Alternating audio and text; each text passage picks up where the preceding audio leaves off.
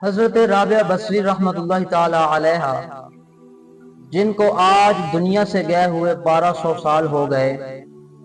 جن کا معمول تھا کہ رات عشاء کی نماز ادا کرنے کے بعد غسل کر کے کپڑے تبدیل کر کے اپنے خاوند کے پاس حاضر ہوتی اور عرض کرتی کہ کیا آپ کو میری ضرورت ہے؟ تو اگر خاوند کہتے کہ مجھے آپ کی ضرورت نہیں ہے تو آپ ان سے اجازت طلب کرتی اور پھر عشاء کی نماز کے بعد سے لے کر فجر تک ساری رات مصلی پر کھڑی رہتی، مصلی پر رہتی اور اپنے رب کو یاد کرتی رہتی، اپنے رب کی بارگاہ میں حاضر رہتی۔ ان کے خاوند کا جلد ہی وصال ہو گیا، آپ کی زیادہ عمر نہیں تھی کہ آپ بیوہ ہو گئی۔ تو حضرت امام حسن بصری رحمۃ اللہ تعالی علیہ، جو کہ بصرہ کے امام تھے، وہ خود حضرت رابعہ بصری رحمۃ اللہ تعالی علیہ کے پاس چل کر آئے اور آ کر کہنے لگے کہ میں آپ سے نکاح کرنا چاہتا ہوں۔ تو حضرت رابعہ بصری رحمۃ اللہ تعالی علیہ آپ نے ان سے کہا کہ آپ میرے 4 سوالات کے جواب دے دیجئے تو میں آپ سے نکاح کر لوں گی۔ حضرت امام بصری علیہ الرحمہ کہنے لگے کہ وہ کون سے سوالات ہیں؟ تو حضرت رابعہ بصری رحمۃ اللہ تعالی علیہ آپ نے پہلا سوال کیا، اور وہ سوال یہ تھا حضرت امام حسن بصری علیہ الرحمہ سے کہ آپ مجھے بتائیے کہ کیا میں جنتی ہوں یا دوزخی ہوں؟ تو حضرت امام بصری علیہ الرحمہ کہنے لگے کہ یہ تو میں نہیں بتا سکتا۔ پھر آپ نے دوسرا سوال کیا اور کہا کہ قیامت کے دن روز محشر جب اللہ تعالیٰ سب کے اعمال نامے اڑائے گا، کسی کا اعمال نامہ اس کے دائیں ہاتھ میں آئے گا اور کسی کا اعمال نامہ اس کے بائیں ہاتھ میں آئے گا، تو مجھے بتائیے کہ جو میرا اعمال نامہ ہوگا وہ میرے کس ہاتھ میں ہوگا، دائیں ہاتھ میں ہوگا یا بائیں ہاتھ میں ہوگا؟ تو حضرت امام حسن بصری علیہ الرحمہ کہنے لگے کہ میں یہ بھی نہیں بتا سکتا۔ پھر آپ نے تیسرا سوال کیا، اور تیسرا سوال یہ تھا کہ جب نیکیوں اور گناہوں کا وزن کیا جائے گا، نیکیاں اور گناہ تولے جائیں گے، تو مجھے بتائیے کہ میری نیکیاں زیادہ ہوں گی یا گناہ زیادہ ہوں گے؟ تو حضرت امام حسن بصری علیہ الرحمہ کہنے لگے کہ میں یہ بھی نہیں بتا سکتا۔ تو آپ نے چوتھا سوال کیا، چوتھا سوال یہ تھا، کہنے لگے کہ آپ مجھے بتائیے جب اللہ تعالیٰ سب کو پل صراط سے گزارے گا تو کچھ لوگ اس سے گزر کر جنت میں داخل ہو جائیں گے اور کچھ لوگ کٹ کر نیچے گر جائیں گے، تو مجھے بتائیے کہ میں اس پل سے گزر کر جنت میں داخل ہو جاؤں گی یا نیچے جہنم میں گر جاؤں گے؟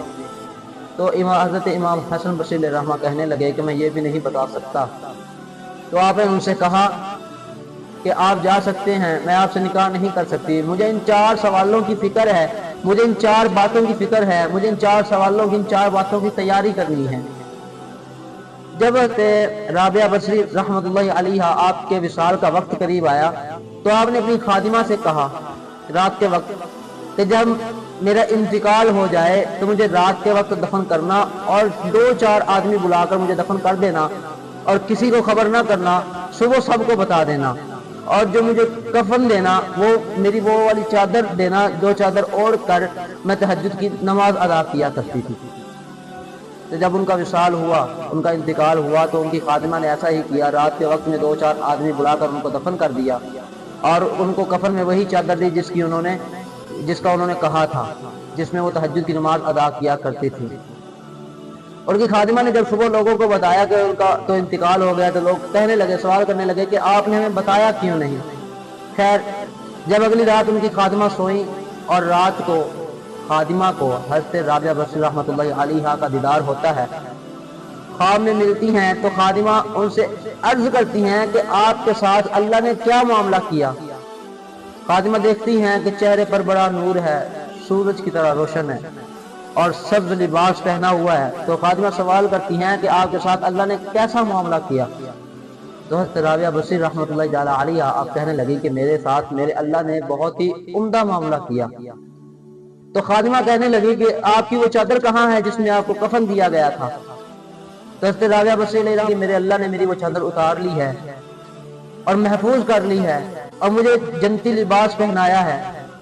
جب روز محشر میری نیکیوں کا وزن کیا جائے گا تو اس میں اس چادر کا بھی وزن کیا جائے گا۔